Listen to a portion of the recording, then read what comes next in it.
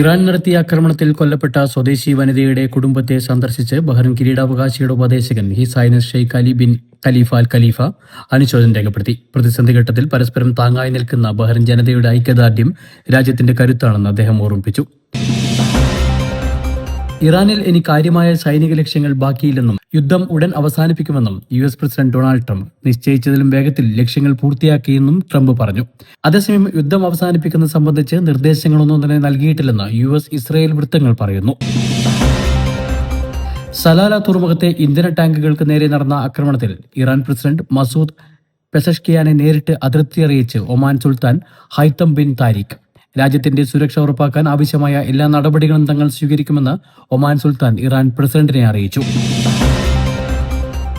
Bahrain കേരളീ സമാജത്തിന്റെ നേതൃത്വത്തിൽ Gulf എയറുമായി സഹകരിച്ച് March 14 അല്ലെങ്കിൽ 15 തീയതികളിൽ ദമാമിൽ നിന്നും കൊച്ചിയിലേക്ക് ചാർട്ടേഡ് വിമാന സർവീസ് നടത്തുന്നു.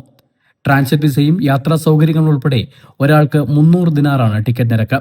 താൽപര്യമുള്ളവർ സമാജം ഭാരവാഹികളുമായി ബന്ധപ്പെടണമെന്ന് സമാജം പ്രസിഡന്റ് PV രാധാകൃഷ്ണപിള്ള അറിയിച്ചു.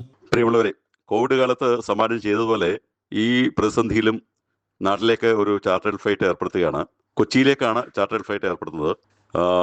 നമ്മൾ 3 ദിവസത്തെ സമയം ഗൾഫ് എയറിന് വേണം എന്നാണ് പറഞ്ഞിരിക്കുന്നത്. അതുകൊണ്ട് പോകാൻ താല്പര്യമുള്ളവർ ബഹ്റിൻ കേരളീ സമാജത്തിലെ ബന്ധപ്പെടേണ്ടതാണ്. 24 മണിക്കൂറും ബഹ്റിൻ കേരളീ സമാജം പ്രവർത്തന സജ്ജമാണ്.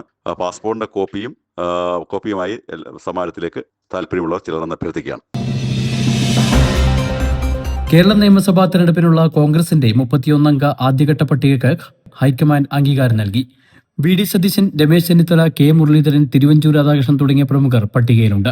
എന്നാൽ വിവാദങ്ങളിൽപ്പെട്ട രാഹുൽ മാങ്കൂട്ടത്തിൽ, എൽദോസ് കുന്നപ്പള്ളി എന്നിവർക്കും മത്സരത്തിനില്ലെന്നറിയിച്ച K ബാബുവിനും ആദ്യഘട്ടത്തിൽ സീറ്റ് നൽകിയിട്ടില്ല.